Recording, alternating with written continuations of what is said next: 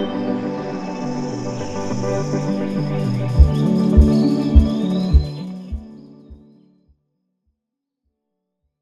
think the last time I answered this question, I gave you three, and I'm still in. I'm not able to choose between them. So the three, the three would be nettle, eel, and deer. Nettles, I mean, I probably get emotional even thinking about them. Just their ability to grow in disturbed soils, the connection to my ancestors that they give me, the nourishment that they give me, the home that they offer to so many creatures. Yeah, they're just magic and are often like this gateway plant into connection. Eel, because eels are just queer magicians. They're incredible. They like make this transatlantic journey twice in their lifetime. They shapeshift into many different forms. They have two hearts. My ancestors were eel fishers. They lived their whole life without gender. It's only decided at the very end of their life, and we still don't know where they come from, really. We have ideas, but they're like this mega mystery of the world. And deer, I spent a lot of time with deer in life and in death. I track them and trail them and work with their bodies and eat them and wear their skins and yeah, make beauty from their bodies. So they're a massive mentor for me and have brought me into such incredible connection with fellow two-leggeds as well as other four-leggeds. So yeah, very grateful to the deer. The first thing that comes to my mind, I'll just go with it, is a childhood memory of. Can you hear my dog barking? No. Yeah, but it's fine. Okay. Yeah, it's just this hazel tree that I would often find. It was on this land that I would visit a lot, and it was surrounded by a fairy fort. So it's like a raised mound of earth where the fairies live. And my mum had shown me this hazel tree before, and I would often go out onto that land by myself, and I wouldn't always be able to find the tree again. So it was really, really special if I did find the tree, because it was like that other world was opening itself to me. So yeah, anytime I find that tree and that fairy fort was always, yeah, really, really special. There's such a huge part of Irish culture. And even people who would be, consider themselves not very connected to nature or not believing in these things will still, like, they wouldn't cut down a hawthorn tree, for example, because the hawthorn tree is considered to be the gateway to the other world. So if you cut one down, you would anger the fairy folk. We often call them like the she, or the Dini Woy, which means the good people or the other folk. So it would be considered, you would bring attention to yourself if you address them directly. So we have lots of other names for them. So yeah, even as a young child, I would have known like not to bring hawthorn into the house or like to approach these places like the fairy fort with reverence. And there's often a lot of, yeah, it's like a healthy respect to them. So people would not want to draw the attention of the she, because if they did that, then they could be taken to their other world. Or quite often there's stories of them changing human children with changelings, with children from the other world. So there's a lot of folklore associated, like in this part where I live, one of the they don't like fire, so people would often travel from house to house at night with like an ember in their pipe to protect them from the she on the roads. So yeah, it's still a really big part. Like there was a hawthorn tree in the west of Ireland, and they were trying to build a motorway, and this was like a really well-known fairy tree, and there was a campaign to stop them from building this motorway. So the motorway was directed around the tree so as not to cut it down. So it's they still hold a lot of power in our, yeah, in our culture, in our land. So yeah, Wild Awake was kind of born from Phoenix Forest School in 2017. Um, And I just really love the name. Sometimes I think about changing it. Like I'm, obviously learning my native tongue, learning Irish, and living in a Gaeltacht. So thinking about changing it to an Irish name. But yeah, I think it's really tuning into that, like the power of awakening, like the necessity for people to awaken at this time. Um, that we don't wake up someday and realize that we don't even remember what we've forgotten. So thinking about, yeah, how do we really awaken together to the wild beauty that exists both within us and around us as well. Um, so yeah, as I said, I began Wild Awake in 2017, and previous to that, I had set up the Forest School in Dublin in 2015, and I was 25 when I did that. And it was really like as soon as I heard about Forest School, maybe a mixture of like, some young, youthful naivety and just that kind of attitude. I was so hungry for it, and it just made so much sense to me.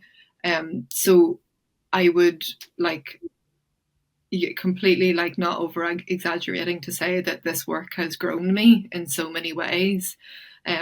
Both like in my relationship to myself and how I understand the world, and also like my relationship to the land and how the land understands me. Like it's completely given me purpose in life. And, I do a lot of work in rites of passage, and we often talk about an individual sense of purpose and the sense of like what is the gift that the soul has come with to offer to this earth. But like to move beyond this kind of individualized thinking as well. It's like also this wider ecosystem, like being able to respond to the needs of the land as well, like to learn how to listen, to learn how to speak to the land, through ritual and through ceremony, and through spending time. And like again, I say this a lot, but like this embodied relational way of being with the land. So yeah, it's completely it's so much, it's such a huge part of my identity, um, that yeah, it's kind of it moves, it ebbs and flows with me.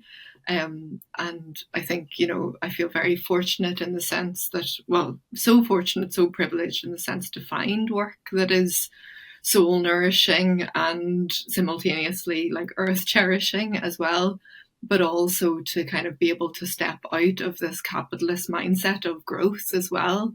So, at this time of year, I often don't work a lot in the winter, and take that as a time for integration of all that has happened throughout the year, but like also just following the cycles of nature of like this is the time to dream, to reimagine, to allow all that has happened to compost and digest, so that now when I feel the spring buds and I see them out there in the garden, it's like I'm not quite ready to emerge again yet, but it's like there's the stirrings of things, and there's that invitation to put down seeds of like what it is that I want to grow. And I feel like at this point of my life and in this kind of yeah, this unfurling of Wild Awake, it's really a time of deepening. Like I've kind of moved beyond that, um, needing everything to be new and novel and happening all of the time, to like, okay, what is the bedrock of this? Like, how am I growing this in a way that is going to feed more beyond me? Um, so that's like the big questions that I'm kind of sitting with at this time. I've been telling this story a lot recently, but so I suppose working with people who want to hold this work or want to be more engaged with this work, and so often people can hold themselves back because they're trying to, yeah, like live up to this idea of perfectionism, that's so often sold by whiteness, like, and um, the first time when I first started doing forest school, one of the kids lit the fire because I couldn't do it, you know? Like, I was so often so humbled by children that had such greater capacity for things than I did. But it took me about 3 weeks to learn how to light the fire, and there I was as the instructor teaching how to light the fire. So I really love to tell that story, even though it's so embarrassing. But I just was so in so many ways, I was so new to everything, but just so excited by it that it didn't matter. Um, yeah, I mean, I like that as well because we often think of like you go to a workshop and the instructor should know it all, or they're the one, and it's like there's this power dynamic, which of course there is, but it's like each person who comes like holds a piece of what is needed. So yeah, how can we like humble ourselves as in so-called instructors as well, to be able to learn and to be able to not know things and be okay with that. One of the ancestral life ways that I'm really passionate about reviving is our connection to our traditional food ways. So, like, particularly the pre-colonial foods that we would have been eating, and how that relates to our connection to land and to community and to language and to the seasons. Yeah, I've been exploring this by eating from the land, by eating wild for long, extended periods of time, and exploring how eating certain foods at certain times of year, how not only are they echoed in my body, but how are they echoed through time. So exploring where do these plants, where do these animals, where do these trees show up in our folklore? What do we know about these particular ways of cooking food? And for example, there's an ancient cooking pit called a Fullacht Fia, and there was an ancient band of kind of warriors, but these people who knew the ways of the land and lived outside of society, called the Fianna. So the people of the deer, and they would travel around and they would eat from the land and they would hunt from the land, and they would cook in these cooking pits. So like kind of trying to recreate that, like to know what it feels like to eat and relate with land and with people at certain times. So that's been, yeah, a really in-depth process that I'm still in.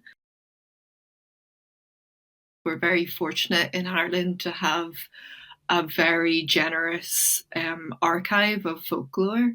So in the 1930s, the then president of Ireland, Eamon de Valera, his wife suggested that he should document all of the folklore of the land by sending all of the school children home to the elders of the community and asking them questions about the particular trees, the particular festivals, the particular wells, whatever it was, and this was all written down. And then now it has been transcribed online. So you can go onto this website and type in hawthorn tree or eel or deer, and it will bring up all of the stories related to this.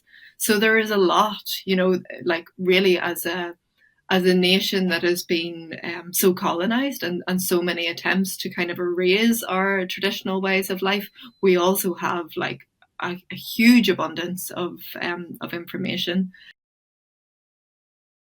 And then, yes, there's still so much missing as well, and also the kind of the actual ecology of the land is has changed so much as well. So Ireland is one of the least forested countries, perhaps the least forested country in the whole of Europe.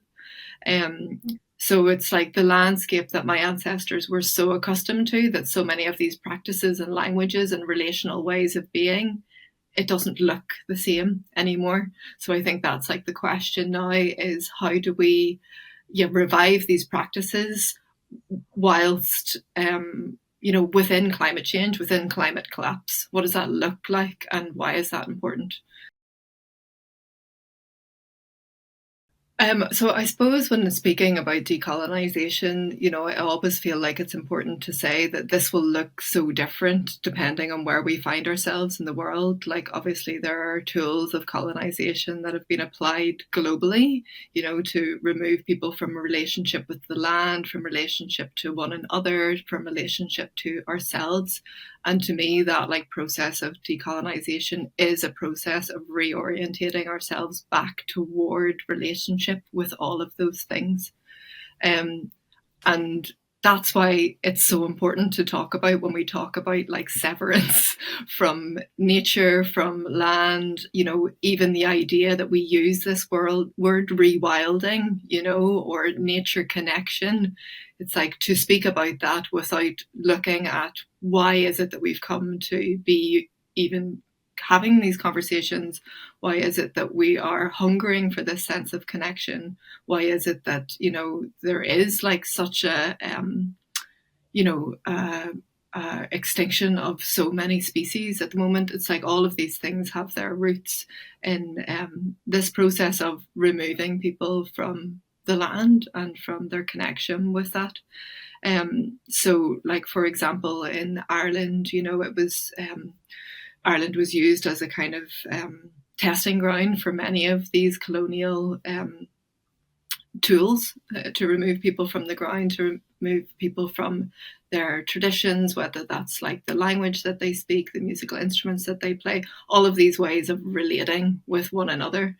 Um, and then that has grown into capitalism now. So this way of like we have severed people from the land, from seeing everything as animate and having spirit and being alive.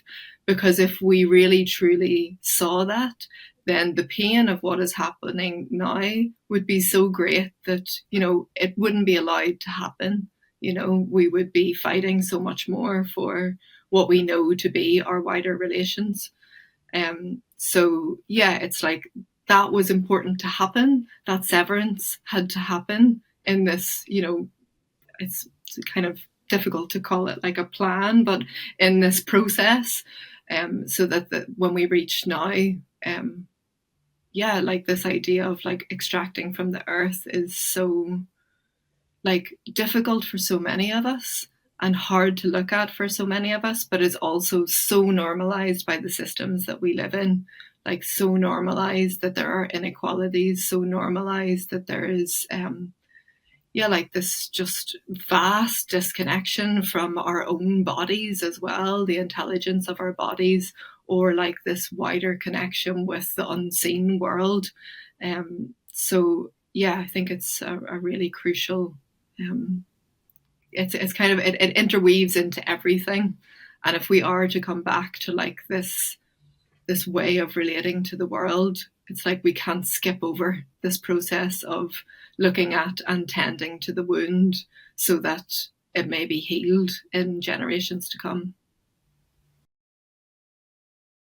I love there's a collective called Gesturing Towards Decolonial Futures, and they speak about like engaging with this work. They often put up lots of warning parts before you engage because they're like, are you actually ready to engage with this? Like, are you suffering from mental health difficulties? Because actually it can be so untethering for us to kind of turn to face these things and to see the vastness of what has happened.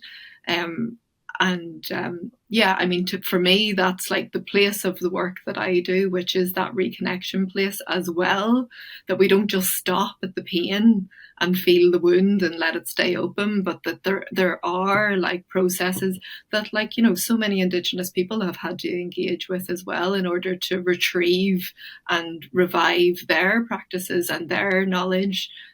So yeah, it's difficult and essential work. I think on the one hand,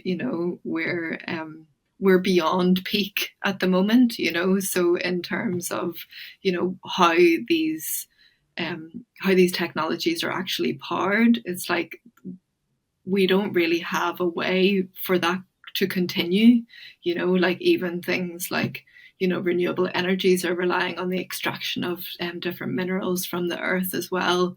And, so much of the data that we're using, Ireland has so many data centers, and the amount of water that it uses and poisons and puts back into the land, it's just, there's no kind of world in which this is sustainable to keep going in this way.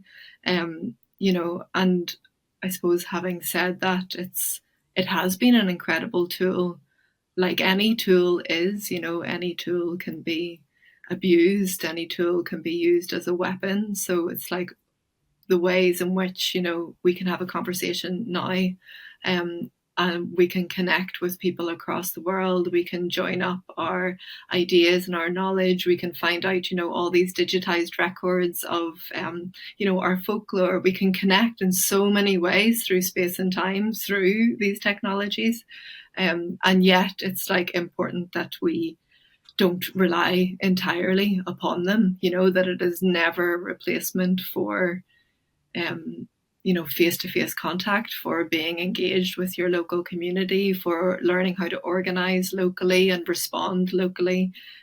So yeah, for the times that we have it, I pray that we know how to use it wisely, although I can see that that's not happening. Yeah, it's like there's still there's so much work to be done at our own doorsteps as well. So growing up, I was really isolated from learning my native language, which is Gaelic or Irish. Um, and that was for a variety of political reasons of where I grew up and what it meant to learn the language.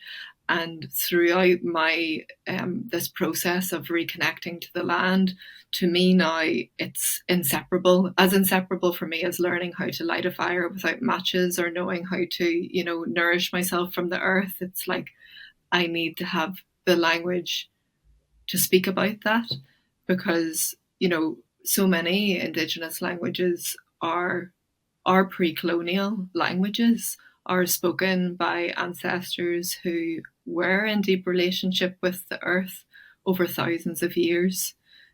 So Irish is, like they say, 3,000 plus years old, and so many of those words will have older roots as well. So for me to find words that connect me to my place. Like I probably just have to give you some words. Like, one of my favorite words is kep, so CEAP, and it's the blacksmith's block. That over time of the blacksmith hammering on the block, it becomes really embedded into the earth below it. And that's the same word given to that feeling of belonging, that sense of belonging that you feel when you're completely embedded into a community. So it's like these kind of words that, like, English just does not meet those kind of needs, because it's a trade language, and it's a language of in the way that it's used. Like it's a very beautiful language, and we can express like so many deep ideas through it as well. But that kind of like deep rooted, embedded into a landscape, for me, it's like the Irish language is a well source of that relationship. It's like a direct line, back. So I'm kind of simultaneously I'm learning this language and there are these words, but we can say the words without the embodied feeling. So how do we bring the two together that, we can feel those things again, not just think that it's a nice word that we put in a museum and look at it and like romanticize it, but like, how do we actually come to embody those things again? And I feel like, Indigenous languages around the world give us this feeling of like of like deep rooted belonging with the earth, and these, just like pre-colonial ways of relating to the land, to our communities, to the unseen world. Yeah, it's really like just there's so much there's so much there. My first kind of engagement with the land was through foraging, I believe. And that is really the act of going out and knowing that every plant, every tree, every mushroom, every seaweed, every lichen, like everything um, holds medicine in many different ways. So, like learning how to identify those things, learning how to come into relationship with those beings, learning how to harvest them in ways that will stimulate more growth or provide more space for other plants to grow as well. And then how that can nourish us on many different levels, you know. So it's not just the act of like using it as medicine or using it as food, but you know, that act of going out, like the ancestral muscle memory that we engage when we're bending over, shuffling, like, you know, to pick these plants or to harvest these seaweeds, as well as like the nourishment of being, you know, in that kind of having that experience of being a part of the web. And I suppose, you know, we're tracking all of the time. When whatever it might be, we're tracking each other's facial expressions. We're tracking, you know, the movement of the cars through the city. We're tracking, like we've been tracking from a very young age as children. How do we learn like the cultural norms? How do we, you know, be in this world? So we are born trackers and we are born foragers, and all of our ancestors did those things, and we are the result of many successful trackers and foragers. Um, so both of these practices, I would call them, you know, my practices of belonging. So how I belong myself again and again and again to the place that I live, and introduce myself again and again and again to the place that I live in. Um, and you know, tracking is, it's kind of a practice that it's not as well known as foraging. Foraging is kind of this very hip, trendy thing to do now, but tracking is really, you know, coming to learn about the behaviors, the movements of the animals across the land. And the stories that they leave for us through tracks and signs like poop or feathers or fur or beds or whatever it might be, however it is that they're leading their life.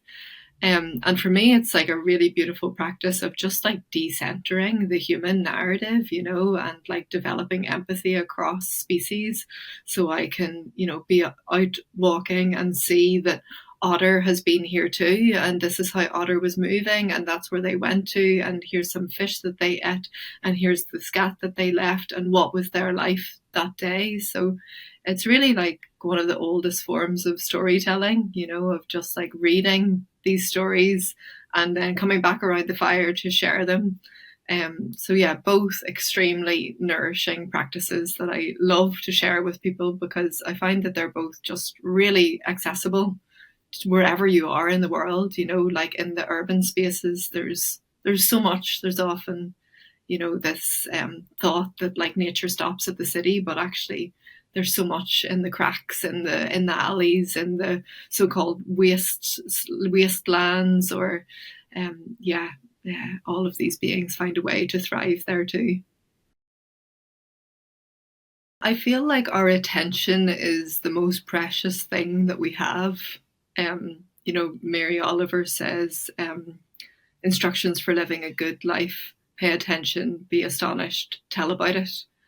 And I just feel like our attention has been so, I feel this way. I mean, I know it to be true. Our attention is so co opted. It's been commodified. You know, if we go into a supermarket, you know, we can recognize all of these things. Like if you talk to a child, like how many like, you know, logos will they recognize over animal tracks or tree leaves?